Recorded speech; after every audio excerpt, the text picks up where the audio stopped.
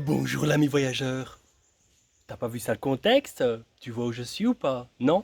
Eh bien je suis dans un des temples de la cité d'Angkor, à Siem Reap, au Cambodge. Et dans cette vidéo, je vais t'expliquer tout ce que tu peux faire dans la ville de Siem Reap.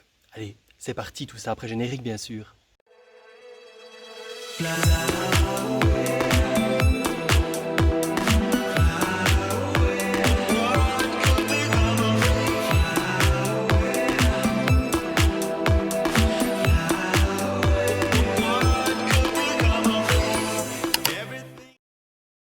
Je suis ici pour 4 jours pleins à Siem Reap et dans cette vidéo, je vais t'expliquer qu'est-ce que tu peux faire en 4 jours. Mais tout d'abord, tu peux aller voir Pub Street. Pub Street, c'est vraiment la rue la plus connue de Siem Reap, mais aussi la plus touristique. Donc, t'attends pas à quelque chose de typique parce que ça l'est vraiment pas. Tu vois vraiment des restaurants comme par chez nous, avec des prix comme par chez nous, parce qu'ils profitent qu'on soit des touristes pour taper les prix super hauts. Super honnête, n'est-ce pas?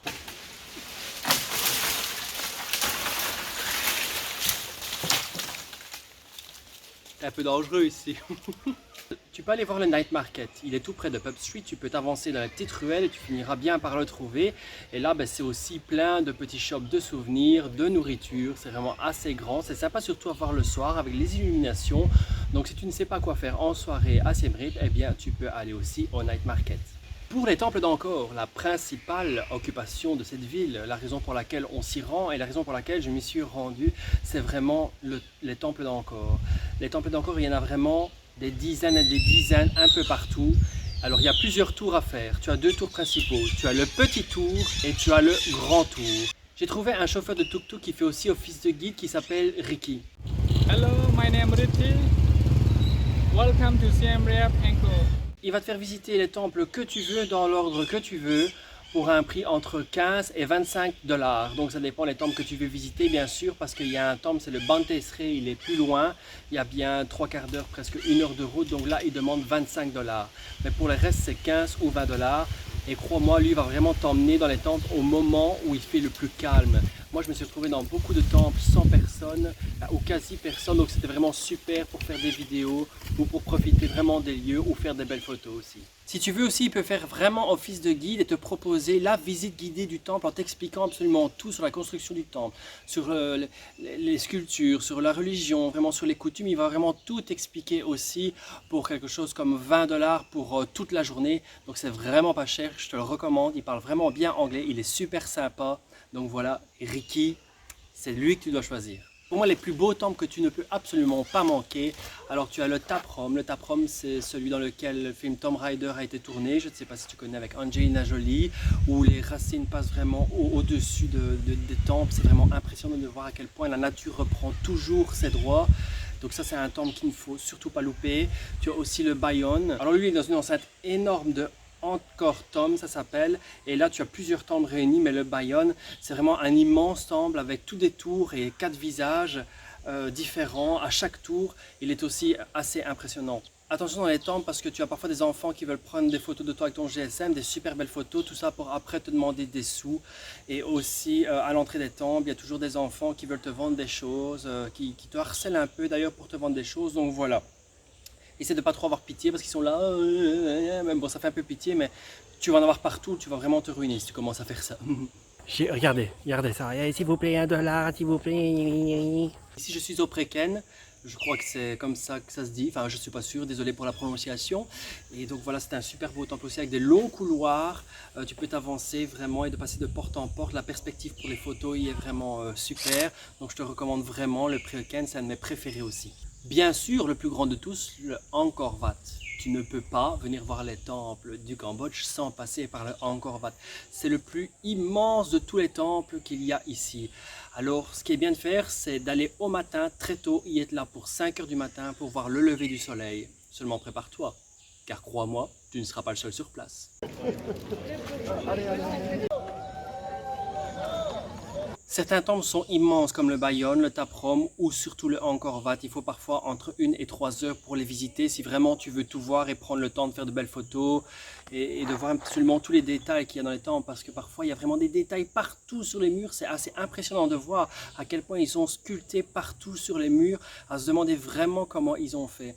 Je sais que pour la plupart des temples, les pierres, elles ont été apportées de la montagne à ce moment-là, tirées par les éléphants, amenées jusque là pour pour construire d'immenses temples. Maintenant, les temples, ils sont en ruine et chaque pays d'Asie sont venus ici pour essayer de réparer chaque temple en retrouvant les pièces et en le reconstruisant. Car c'est vraiment la fierté de l'Asie, c'est ce site d'Angkor. Ils sont vraiment fiers de ça. D'ailleurs, c'est un des sites les plus touristiques au monde. Tout le monde connaît la photo du Angkor Wat, par exemple, au lever du soleil, même si les gens ne savent pas son nom. C'est vraiment un endroit exceptionnel. Si jamais tu veux te retrouver sans trop de monde dans les temples, je te conseille de venir soit très tôt le matin, à savoir qu'en général ils ouvrent entre 7h30 le matin et ils ferment à 17h30 l'après-midi. Donc c'est bien de venir le matin ou alors pendant le temps de midi. Là moi c'est le temps de midi, tu vois, il n'y a personne parce qu'il pète de chaud. Donc je suis le seul malade qui vient ici pour voir qu'il pète de chaud. Et aussi en fin de journée, donc vers 16h, parce que les gens sont crevés, ils sont tous partis du matin. Et ils sont repartis l'après-midi. Donc voilà, ça c'est vraiment les créneaux que tu dois faire si vraiment tu veux profiter des temples quasi seul. Sur les routes, c'est aussi vraiment sympa de voir la vie, la réelle vie à Siem Reap parce que c'est pas à Pub Street que tu verras ça. Donc c'est vraiment bien de voir le côté un peu plus campagne, un peu plus pauvre du pays, même si c'est parfois un peu triste, mais ils sont malgré tout, ils semblent heureux. Mais c'est fou parce qu'on voit des enfants travailler déjà très très jeunes, on voit parfois 3-4 personnes sur la même mobilette, parfois des bébés aussi à mobilette. Évidemment, c'est pas eux qui conduisent, hein, c'est les mamans. Mais voilà, donc c'est quand même assez fou de voir ces choses-là. Parfois, certaines mobilettes sont chargées de plein de choses, c'est incroyable, ça se demandait comment ils arrivent à rouler avec ça. Alors en parlant de rouler, c'est des malades ici, hein. Ah oui, non, mais si tu te plains de ce qui se passe dans notre pays, viens ici, tu vas comprendre tout de suite, hein. Tout se passe à 10 cm près. Chut. Tout se passe à 10 cm près, franchement, c'est déconné. Parfois ça fait un peu stresser, mais bon, ça fait partie de l'aventure. Pour terminer, si tu veux aussi un peu changer de la visite des temples, tu peux aller voir un village flottant. Moi, je suis allé voir un petit village que j'ai réservé sur Get Your Guide, où il n'y avait quasi pas de touristes non plus. Ça, c'est chouette aussi. Alors, c'est marrant parce qu'ils expliquent que d'après la saison, le village est très différent parce que l'eau peut monter jusqu'à 12 mètres plus haut. Donc, c'est assez impressionnant que là, par contre, on est en saison sèche pour le moment, donc il n'y avait pas beaucoup d'eau. Mais c'était aussi sympa de voir comment vivent ces gens-là qui n'ont quasi pas d'électricité. S'ils veulent l'électricité, eh bien, ils doivent prendre une batterie de voiture et alors ils ont l'électricité juste 2 heures sur la journée, peut-être à regarder un petit peu la télévision.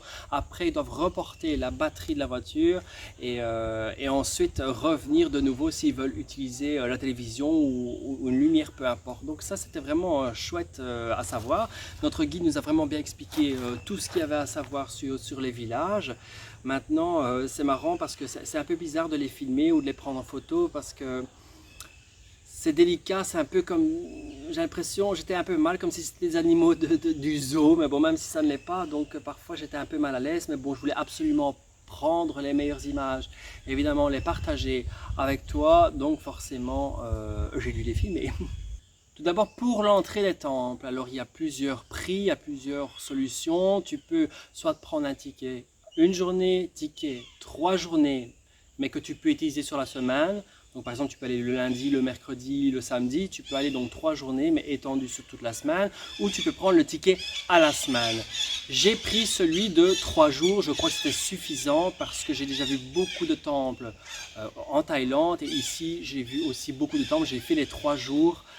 À voir les temples au Cambodge, je pense que ça c'est très bien pour avoir vraiment une idée globale d'absolument la majorité des temples qu'il y a ici.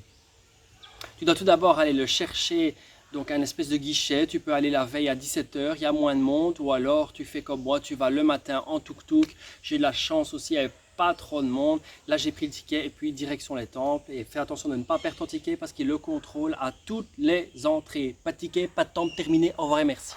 Voilà, j'espère que ce petit guide des que faire en 4 jours à Siem Reap pourra t'aider, pourra te donner aussi envie de venir, parce que c'est vraiment une place qu'il faut faire. Donc voilà, en tout cas, merci beaucoup d'avoir regardé la vidéo. Dis-moi ce que tu en penses, si vraiment tu as des choses à rajouter, si tu as des questions, n'hésite pas à me les mettre en commentaire et on se voit bien sûr dans une prochaine vidéo. Allez, à bientôt les amis!